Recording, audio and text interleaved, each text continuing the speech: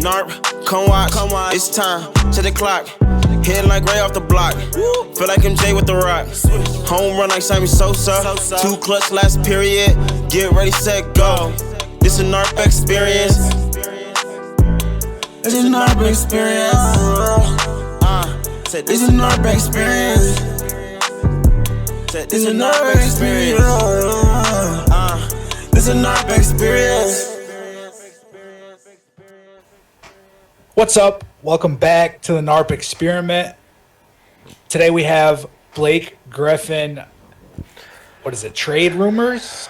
I don't know what to buyout call rumors? it. I don't know what to call it. Call it what you gotta call it. But Blake Griffin is not playing for the Pistons anymore. He's still under contract. Troy Weaver and the rest of management have sat down with Blake and his people, and they have agreed that Blake is trying to part ways with the Pistons. He is going to be sidelined until they can find a trade partner. All right, Dex. I need to just get something off my chest real quick because, as we all know, you see I'm repping. Yep. I'm a Piston fan. And let it out. Honestly, these last 2 videos we are doing / have done have been really tough for me to do. Talking about Andre Drummond trade discussions yesterday. We're talking about Blake Griffin trade possibilities, buyout rumors today. It's depressing knowing both these guys have worn or are currently wearing a Pistons jersey and have never had anything good around them to at least supply them with some sort of winning basketball. Andre Drummond has had that label of being just a stat eater who doesn't win you games. But I think if he had some better basketball players around him, he could definitely impact winning. We alluded to it a little bit yesterday, what his flaws are. But this just sucks. And now we have Blake Griffin. And I'm rambling about Drummond because we traded him a year ago. And now we got Blake Griffin, who was literally an all-star 2 seasons ago. Haven't put a winning product. Yeah, he had literally a career year with his first healthy year with the Pistons. Really good. Was he third-team All-NBA? He's third-team All-NBA. He was an all-star. He was really fun. He had multiple 50-point games that season. I remember it like it was yesterday. He was just a lot of fun to watch. And here we are, not even like a calendar 2 years. It's like a 1.5 years later. He's like a shell of himself. And to be honest, this is just, I'm rambling a little bit, but this is just depressing because he's going to be a potential Hall of Famer. And he will have never won anything for the Pistons, and clearly his years in LA. And we'll see if he gets into a winning situation. I mean, that's what we're here to talk about today. But I just needed to spiel because the Pistons are in a new direction, but clearly we didn't get a chance to hold on to these 2 guys and provide them with some sort of winning basketball. Didn't get to quite make it work with Blake or Drummond, huh? No. But we have new management, so I'm very hopeful for the future. But unfortunately, that didn't include Drummond or Blake. So, what are your thoughts? I mean, just early on thinking about these first couple rumors around Blake and even Drummond and whatnot. It really just goes to show the incompetence of the Pistons franchise. Okay. I'm being serious, though. I mean, think about it. They had Drummond. You're not lying. Trust me, I've had to deal with this for a decade. Blake and Drummond. And I know injuries kind of messed that up for them, but who was other than those 2, who was the best player on the Pistons? I mean, Tobias Harris was there for a little bit. Tobias Harris was there for a little bit. He was good. But I mean, it's literally, you couldn't even say. Like, I couldn't even tell. Like, Josh Smith was awesome for a season or 2. And Brandon Jennings was fun to watch. Those guys didn't win you basketball games. They were just pretty fun to watch. Yeah. It just feels like there was no direction. I don't really understand what went wrong. And I mean, I know you got to hit on your picks in order for rebuilding to work, but there's just no. And it's super hard to get free agents in Detroit, but there's just. It's a new day, new age, at least for Detroit. But for Blake, this isn't really a surprise. You could tell if you watched the Pistons this year, even from the beginning of the year. He just doesn't look like the same guy. And this year, these past 2 years have just been completely out of whack. So for him and for the that can organization. have a lot to do with it too. The injuries too, obviously don't help. And then being an older vet on a team in a win now situation, I'm sure Blake knows that he's his days are expiring in the Yeah, his league. days I are don't know numbered. how much longer he has. I mean, he might have 5 years left in the league. Does he really want to spend another year and a half of those in Detroit? Where, I mean, does he want to be a mentor? And it's not like he's never won anything, so it's not really. Yeah, it's something not his I'd expect him ambition. to even really No, be yeah, interested yeah, it's in. not his And it's not really ambition. like it's his home team. You know, the Pistons Right. didn't pay him. It was a trade. So Right, and yeah, I think- you're right in the sense of he's not playing for anything. And although he said he would take on that mentorship role entering the season, that was just him being a professional. He knew he wasn't going to be playing winning basketball this year in Detroit, and I think this point was inevitable, just like the Drummond trade was inevitable, especially after they got Jared Allen in the James Harden deal. So, I mean, you're right in that sense, and his days are numbered. I don't know. I think he deserves a chance to at least play for winning basketball. He was so close when he was with LA, and he tried to give it a run here in Detroit. But, I mean, me and you were just talking off air. Yeah. Do you want to get into some of the teams that have the odds? So we can just like look at the list of sports betting odds. Yeah. We could just tell them right off the bat. It was really tough to come up with trades, guys. I mean, we both looked at some rosters and just makes too much money. Yeah, he just makes so much money, and he's expiring, and it's not even just 1 year; it's another year, and you don't know what Blake you're going to get. So I'm assuming every team that's going to talk to get Blake, they're going to come from the point of view that they're taking on this huge contract. Blake's a liability. He is never going to be the same. He's injury plagued. He can't play any defense. His defense this year is absolutely horrendous. Yep, Detroit might have to include a pick in order to just get off of him. Yeah. Like, they're all going these to have scenarios. to. They're probably going to have to include a first just to get off him if they want to, because it's that bad.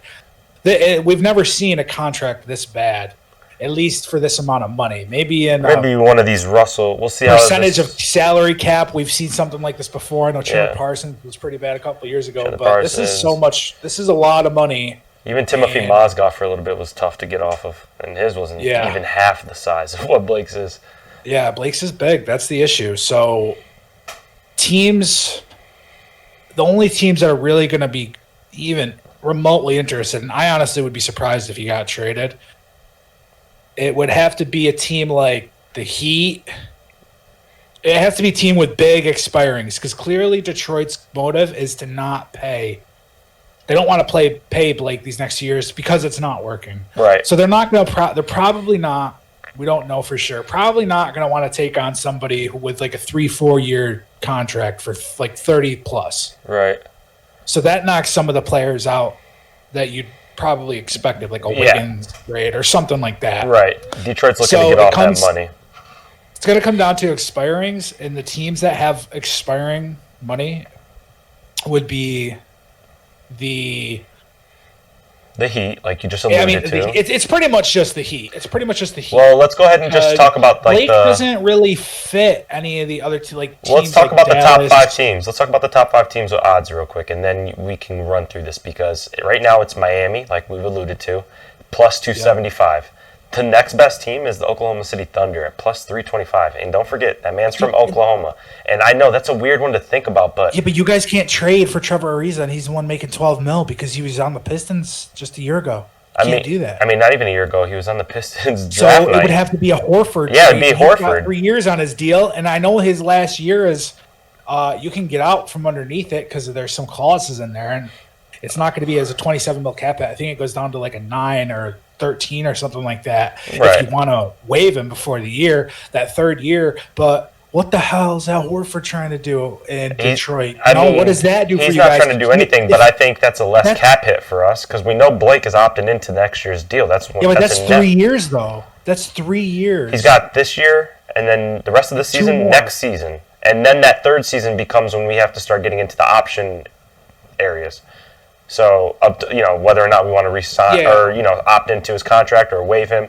So it's honestly the same length as Blake's when you think about it, because of the team control. But it's not the same length, because that third year is like up to 13 or 10 mil. And that 3 years from now, Detroit's going to want to spend that. Yeah, and there's a chance you can flip Horford again. And Blake is gone by that point. And then the chance of flipping Horford at think about what we can give. Think about what we can get for $27 million. I don't know if it's 27 there's next to no chance.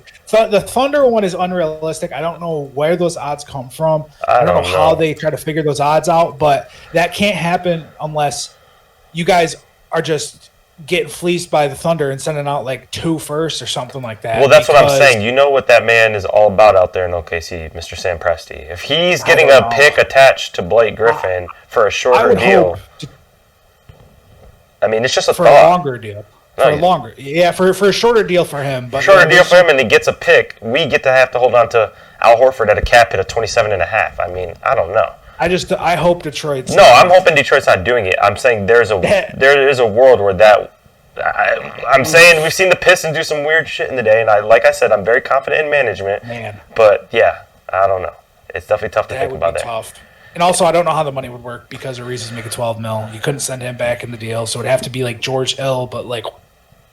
Yeah, then we don't need any more point guards. It would have to be 2 firsts. It would have to be 2 firsts because I guarantee this Thunder can get a first rounder for George Hill this year. Okay. I guarantee they get a first rounder from somebody. We'll see.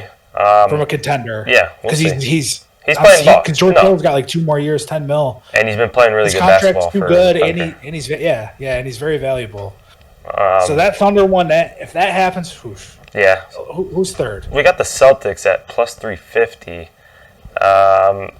It'd be tough to make it work, but he would fit there. Fit-wise, it'd be really good for him because the Celtics need shooters, big shooters. What are you getting?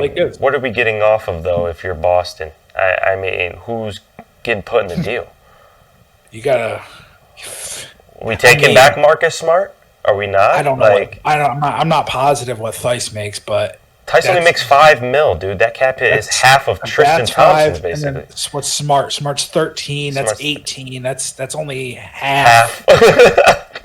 You still got to get like 12 to 14 more at least. You got to give us Tristan instead of Tyson. Even then, I don't think I like that. I'd rather have Theis, I think.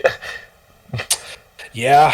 It's getting tricky, and plus, if you're sending Smart back for Blake, you're getting worse. I'm getting a better deal right there. I mean, that's a good player in return. Marcus Smart can be part of any core at any point at his age, like with what he does. That's why it's so tough. Yeah. Because usually all the players who were making big money that weren't worth it, their contracts all expired last year. So right. So like not a lot of bad money left, no. And all the bad money that's left is like Blake, Kevin Love, Russell Westbrook. All these dudes who signed those super maxes. Potentially John Wall, but like he's playing decently well. So he's still not worth that much. Tobias Harris, Al Horford. Mm-hmm. Those are your bad contracts right now, and there's really not many guys other than Tobias doesn't look that bad though. The only thing left is expirings, and that is like Gorgie Jang, James Johnson.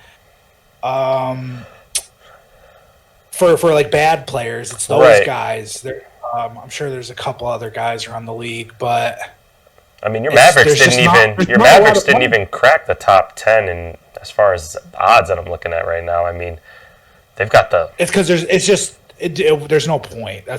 He just doesn't fit. Yeah, we need. I mean, they've got the Bulls on here. Who can be got the Chicago Bulls at plus 700. It's interesting to me. I don't know what they would be trying to give up, and I mean, Otto Porter Jr. on an expiring.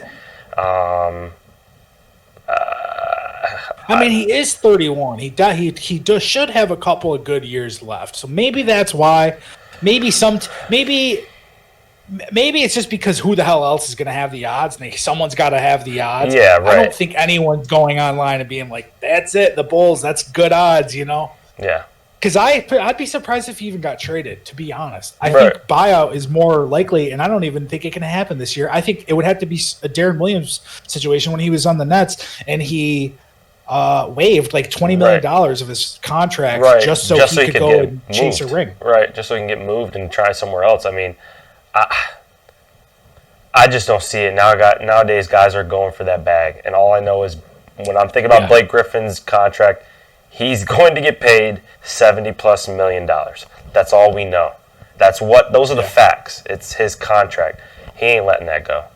No. But I think he shouldn't either. We can lastly talk about it because I know we've been rambling. We can lastly talk. We just saw that the Lakers are interested as well. They are on the list 5th at plus 600, right above the Bulls. What are your thoughts? I mean, I'm thinking the deal would have to include Kuzma at least for me, but I guess it's more insurance, even though you can't really call Blake for AD insurance because at any given night, one of those two guys could be out. But it just gives you more. Yeah, I mean it's insurance, and Blake's decent enough to play for them in the playoffs. I mean, if he just goes there to spot up shoot, I mean he can't. Well, we just have to see what he can do defensively. But is he going to take minutes from Montrez? Right. I don't think so. Or Marc Gasol. Because the Lakers, I mean, maybe you could play them both together, Montrez and Blake. I mean, I could see a world where that works. The only problem is, how the hell is he getting there? If it's trade wise, right?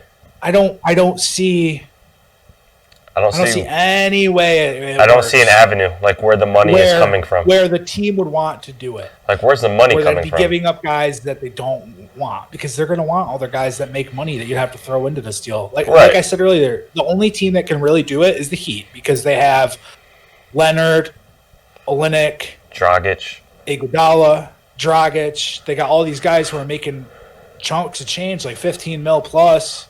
Right, and they're ready to unload that for any sort of star that they possibly need, and that even if that means a Blake Griffin, because as we know, the stars that are starting to become left over for next offseason are starting to dwindle down here. A lot of guys signed contracts moving on from this season, so maybe it is them. Yeah, maybe if he gets traded, I'm almost positive that would have to be the team, and if it's not then I believe it will be a buyout situation. He'd have to come to an agreement. Even then, Detroit better not do that. We're talking about it off air. Detroit just has, with what the direction of the team is, there's no point in doing that. They've got to trade him or ride it out.